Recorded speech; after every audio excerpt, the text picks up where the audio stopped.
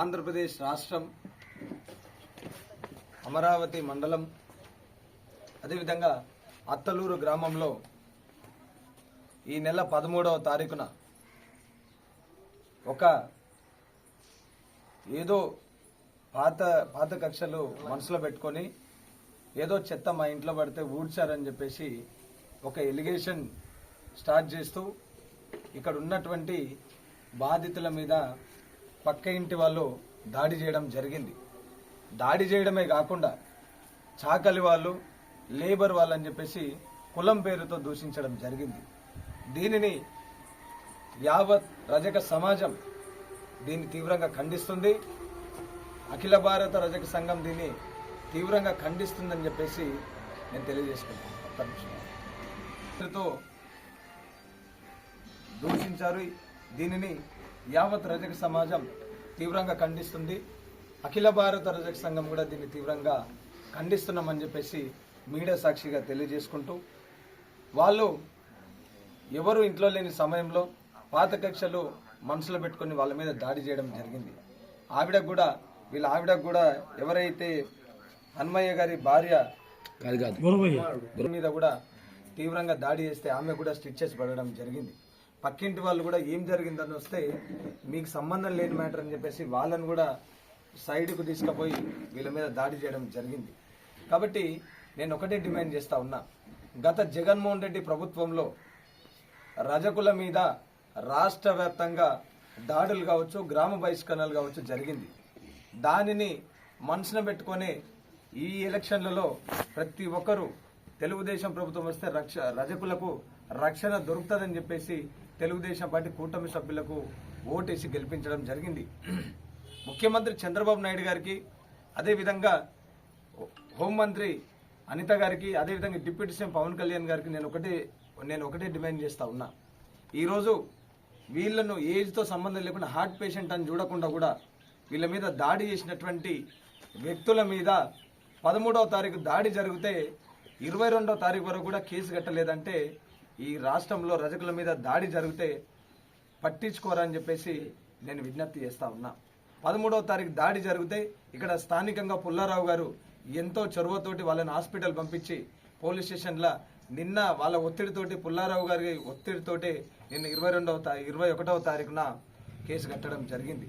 అంటే రాష్ట్రంలో రజకుల మీద దాడి జరిగితే అడిగే నాదుడే లేడు.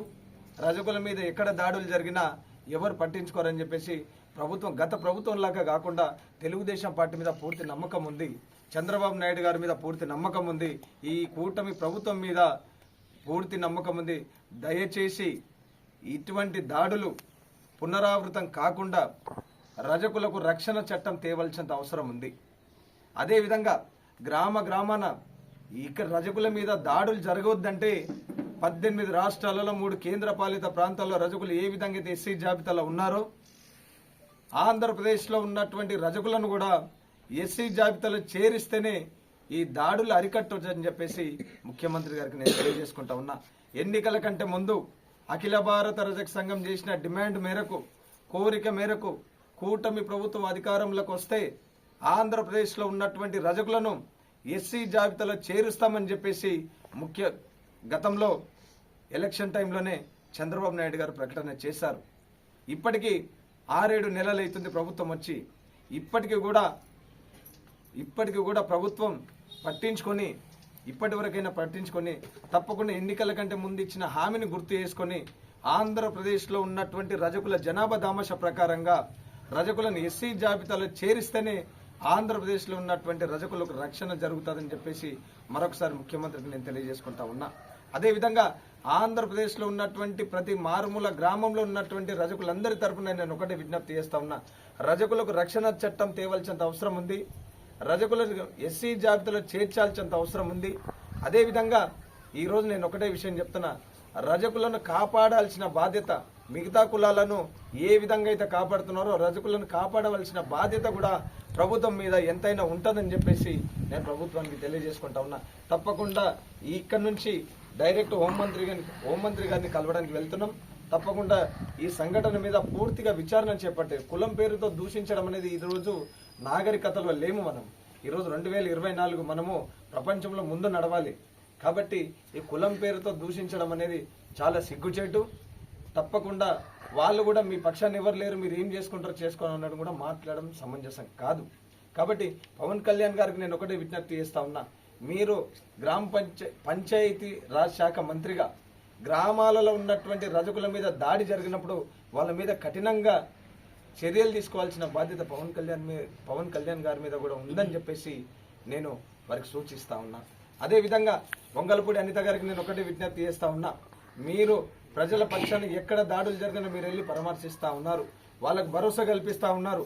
రజకుల మీద దాడి జరిగితే తెలుగుదేశం పార్టీలో ఉన్నటువంటి ఒక శాసనసభ్యుడు కూడా వచ్చి ఇక్కడ పరామర్శించలేదు. కాబట్టి అనిత గారికి నేను తప్పకుండా వినతి పత్రం ఇస్తాను.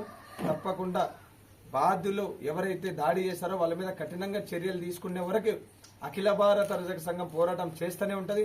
మరొకసారి మీకు అందరు నేను ఒకటే విజ్ఞప్తి చేస్తా ఉన్నా, ఆంధ్రప్రదేశ్ కావచ్చు, తెలంగాణ కావచ్చు, రజకుల మీద ఎక్కడ దాడి జరిగినా, రజకులను గ్రామ బహిష్కరణలు చేసినా, రజకులను ఇంకే విధంగానైనా అవమానించినా అక్కడ అఖిల భారత రజక సంఘం జెండా ఉంటది. తప్పకుండా రజకులకు అండగా ఉండేటటువంటి సంఘం అఖిల భారత రజక సంఘం అని చెప్పేసి మరొకసారి మీరు అధైర్యపడవలసినంత అవసరం లేదు. మొన్న ఆళ్లగడ్డలో సంఘటన జరిగింది, ఈ రోజు ఇక్కడ జరిగింది, నిన్న 13వ తారీఖు ఇక్కడ జరిగితే నిన్న అంబేద్కర్ కోనసీమ జిల్లాలో మన రజక యువకుడి మీద ఒక నలుగురు యువకులు దాడి చేయడం జరిగింది. ఆ సంఘటన మీద కూడా ఎస్పీ గారితో మాట్లాడడం జరిగింది, సిఐ గారితో మాట్లాడడం జరిగింది. కాబట్టి ఇటువంటి దాడులు జరగకుండా